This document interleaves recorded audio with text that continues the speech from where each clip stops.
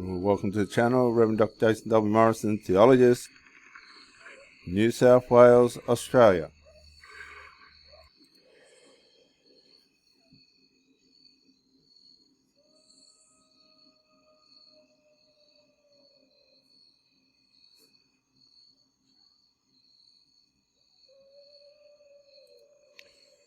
We're going to read tonight Emotional Incest, a term too few know, by Dr. Luke or D. Luke Allen. It's a 4-minute read on April 27, 2020.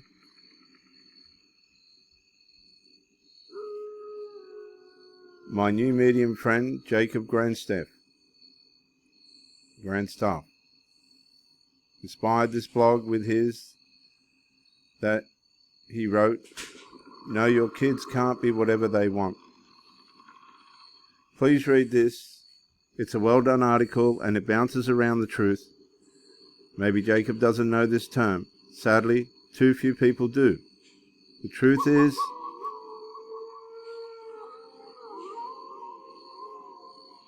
and the reality is, no, your kids can't be whatever they want because you are raising them with emotional incest. For many of you that don't know me, my name is Rev Dr. J.W. Morrison, theologist. I help people all over the world now with covert emotional incest problems. You're welcome to call me on the contact number there if you want to speak one-on-one. I also help people out of cults, particularly Jehovah's Witnesses and other cults if you like to talk. I help tradies with relationship problems and other personal problems, fitness problems, erectile dysfunction, and other sexual relationship problems that can be addressed. But for now, my theme is covert emotional incest. It's destroying mothers, sons, families, and extramarital relationships when people break down their marriages and they need to meet somebody outside the marriage after divorce. They surrogate their children and then can't understand why they can't keep a relationship going. This is called covert emotional incest. Emotional incest defined. Since this is a term most people don't know, let's give it an agreed definition that I'll be using throughout this medium when I use this term. The term will be defined this way. Quote,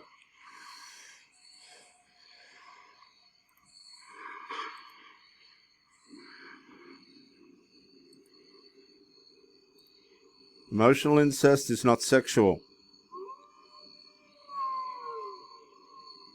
Instead, this type of unhealthy emotional interaction blurs the boundaries between adult and child in a way that is psychologically inappropriate.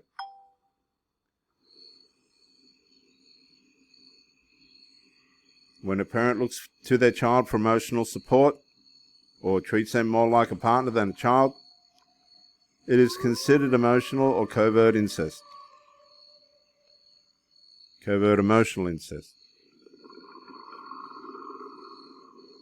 The outcome of this family structure often produces similar results on a lesser scale as sexual incest. And people don't want to hear this, but it's true.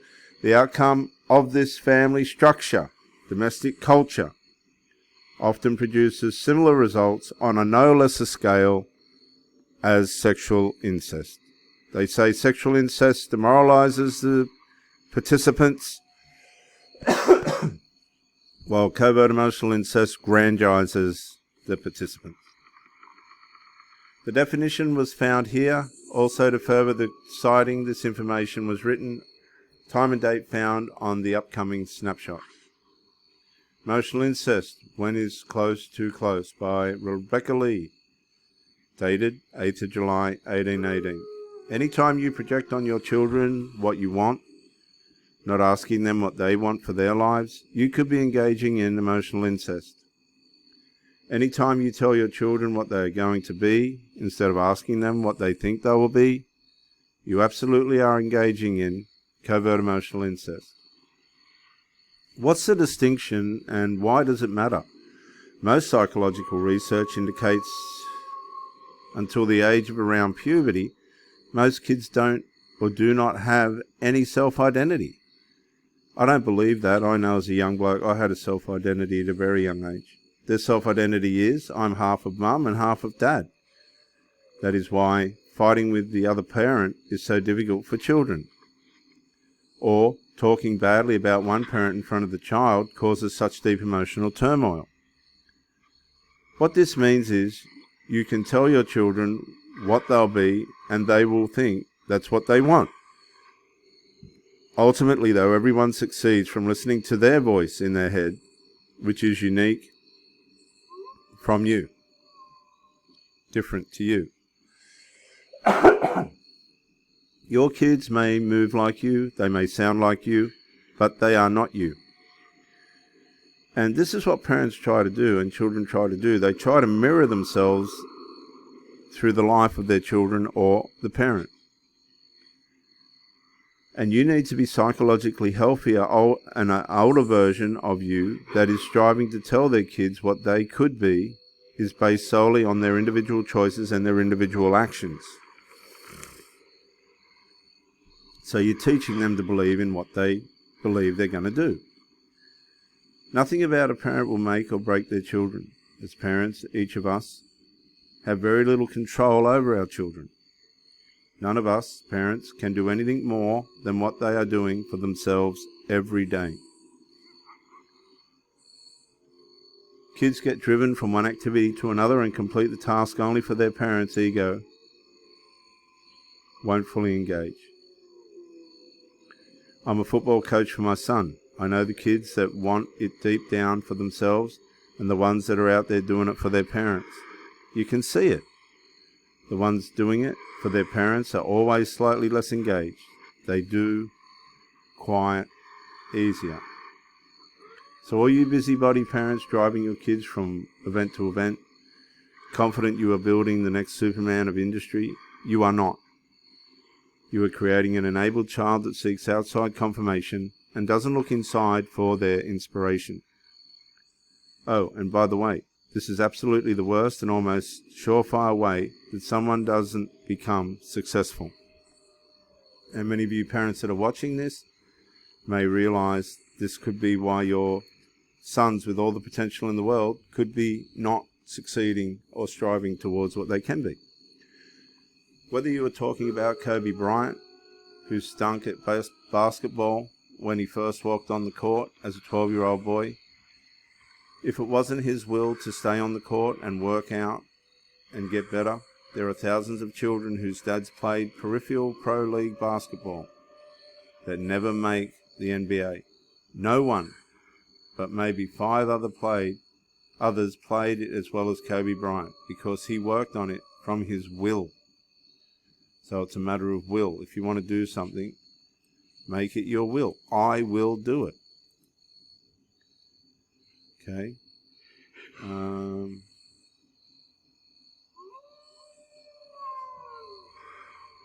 Right. I teach my kids my frailty. I'm not some omniscient overlord of their lives. They have to use their brains and think for themselves. And one of the proudest parenting moments is when my early starting puberty 9-year-old daughter screamed at me, "Why can't you be like normal dads and just tell me what to do?" I calmly replied, "Because daughter, those dads are teaching their kids they are separate beings. I can't tell you what to do. I can tell you only the consequences and realities of your actions." I failed most with my oldest daughter. I was only 23 with her mother on heroin and I severely abused, with most my abuse still hidden in the subconscious. So with my oldest child, I wasn't the parent I wanted to be. That one moment, though, I do know I did something correct. Rebecca Lee mentioned 4 ways to be an emotional incestual parent, and I want to expose them because disgustingly some parents brag about being one of these 4 parents. Number 1, asking the child for advice on adult issues. Now, I've had breakups where I've had children ringing up abusing me, and that to ask them to settle down and slow down and just leave it be. Number 2, ego hunger. I've seen egos in some of these young men that would make God look like a choir boy. Best friend syndrome. I've seen this 1,000 times. And the therapist role. Yes, I've had mothers that have thought they were going to stop their children from committing suicide, walking on eggshells, and just totally under control. Do not be afraid to call these out if any of your friends are doing this. Label it emotional incest and let them know they are abusing their child. I mean, you wouldn't do that if they were creating actual incest. I mean, yeah. Wouldn't you do that if they were creating actual incest? And remind them the results of emotional incest are really as damaging as sexual incest. A reminder, sexual incest abusers suffer from demoralization. Covert emotional incest abusers suffer from grandizement. So be a good friend who actually cares enough to help their friends and doesn't simply enable their atrocious behaviour. I've come in and tried to help families and just been I've lost relationships and everything over this. And they talk about truth and spirit and all this sort of stuff, and they don't know what that is. How many idiots do you hear almost every day saying their child is their best friend? How many do you know are living vicariously their own you from their kids? This is ego hunger, emotional incest. And I want to read that again. How many do you know are living vicariously their own you from their kids? I can't make sense of that, I'm sorry. This is ego hunger, emotional incest. Our kids need our help. They need these labels, and our society needs to get parents back off their children and know they are raising individuals that will succeed or fail 100% on their own volition. Written by D. Luke Allen, author of A Journey Through the Fifth Dimension, and I hope you enjoyed that. I think there was some questions at the end of that, actually. Was there? No. Okay.